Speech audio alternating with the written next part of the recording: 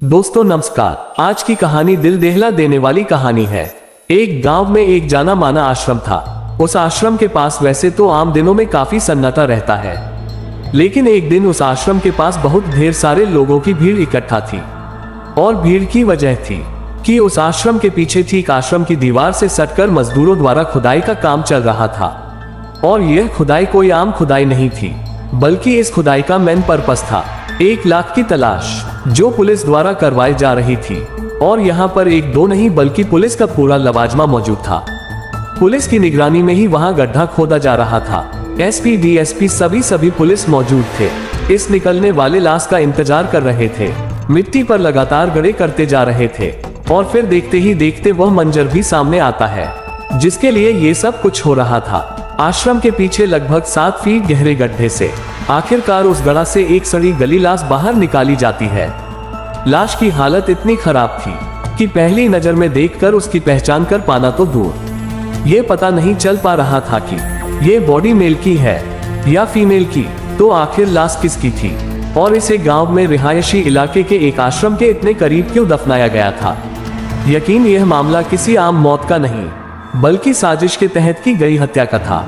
आज की कहानी उस मौजूदा वक्त की ऐसी कहानी थी जिसे देखने और सुनने के बाद लोग सोचने पर मजबूर हो गए थे कि क्या एक इंसान पर एक इंसान इतने बुरे तरीके से कत्ल कर सकता है और दर्द भरा भी हो सकता है। ये केस सिर्फ एक इंसान या परिवार के बारे में नहीं था, बल्कि इसका ताल्लुक राजनीतिक गलियारों से था। इस केस की कहानी दिल दहला देने वाली थी। तो किसकी थी वह लाश? ये जानने के लिए वीडियो में अंत तक बने रहे। और अगर चैनल पर नए हैं तो चैनल को सब्सक्राइब करना ना भूलें। इस दर्दनाक कहानी की शुरुआत होती है 8 दिसंबर 2019 से, जब 22 साल की पूजा अपने घर से गायब हो गई। पूजा कांची राम कॉलोनी उन्नाव के रहने वाली थी। पूजा एक दलित परिवार की बेटी थी। 8 दिसंबर के दोपहर उसने अपनी माँ से कहा कि मुझे कुछ जरूरी काम से बाहर जाना है, मैं अपनी एक सहेली से मिलकर थोड़ी देर में घर वापस आ जाऊंगी। उसकी माँ कहती है कि ठीक है, मगर जल्दी ही आना। पूजा घर से चली जाती है, लेकिन शाम तक भी वह लौटकर वापस नहीं आती। उसके माता पिता परेशान हो जाते हैं। उसके पिता मुकेश गौतम कुछ दूर तक पूजा को ढूंढने के लिए जाते हैं, मगर गांव में वह कहीं नहीं मिलती।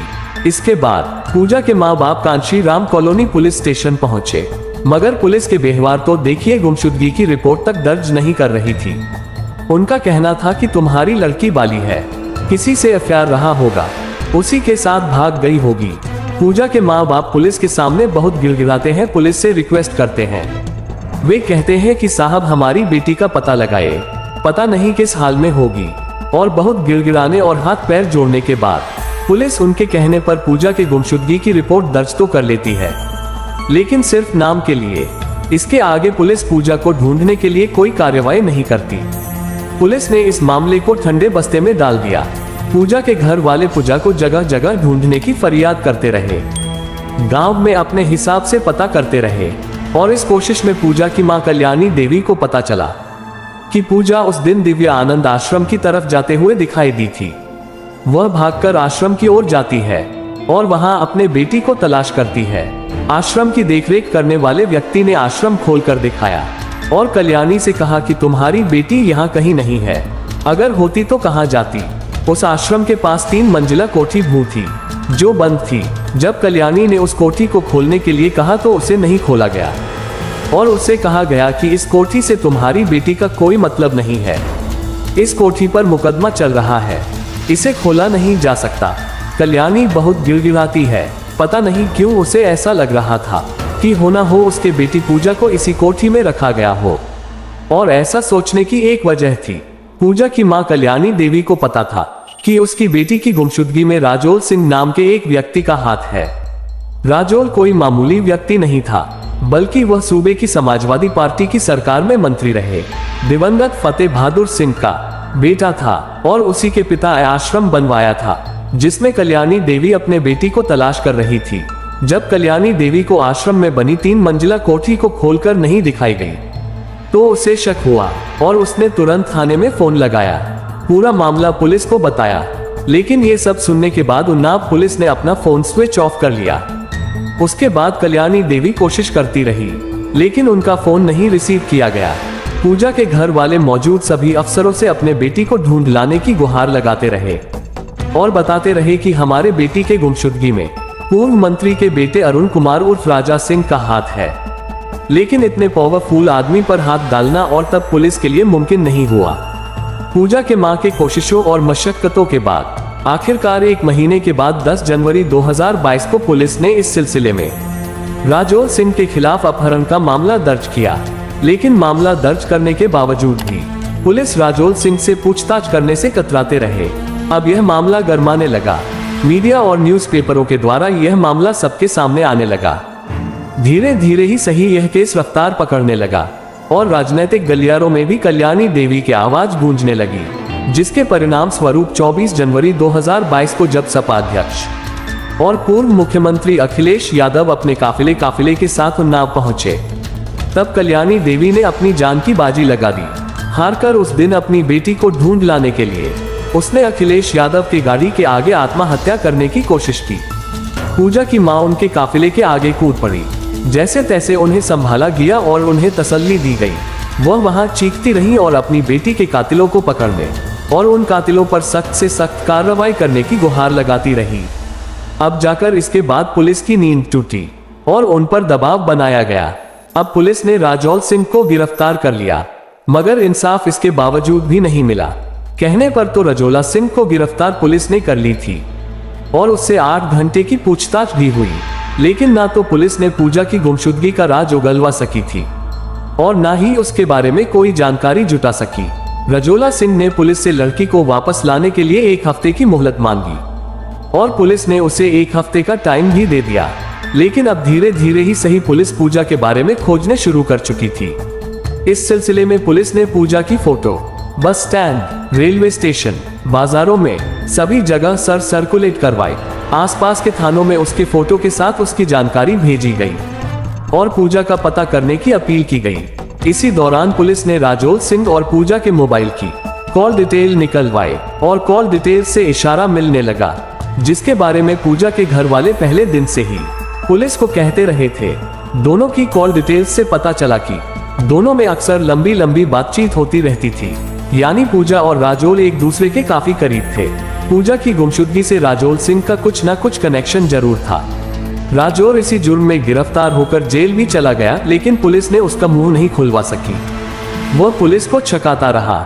वो बात मानने को तैयार ही नहीं हो रहा था कि पूजा के बारे में वह कुछ जानता है।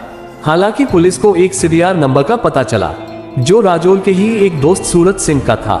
सूरज सिंह हरदोई का रहने वाला था। सूरज सिंह पर पुलिस को शक हुआ तो पुलिस सूरज सिंह की तलाश में जुट गई। जल्दी ही सूरज सिंह को पुलिस ने हिरासत में ले लिया और उससे पूछताछ शुरू की। पहले तो यही कहता रहा कि मैं कुछ नहीं जानता, मेरा इससे कुछ लेना देना नहीं। लेकिन पुलिस ने जब सख्ती दिखाई तो उसने जो कहानी बताई उससे पूजा के गुमशुदगी की पूरी गुप्त सुलझ गई। सूरज ने बताया कि हमने और राजोल सिंह ने मिलकर पूजा का मर्डर कर दिया था और कत्ल के बाद उसकी बॉडी राजोल ने अपने पिता के बनाए हुए आश्रम के पीछे खाली प्लॉट में टेंट के लिए बनाए गए गड्ढे में दफना दिया थी। ये सब सुनकर पुलिस अचंभित थी और यह पक्का करने के लिए सूरज को लेकर पुलिस उस जगह यानी दिव्यानंद आश्रम में पहुंचे और पूजा की गुमशुदगी करीब 2 महीने बाद पुलिस के द्वारा आश्रम के पीछे सूरज की निशानदेही पर गड्ढे खुदवाया गया और पूजा की लाश बरामद की गई।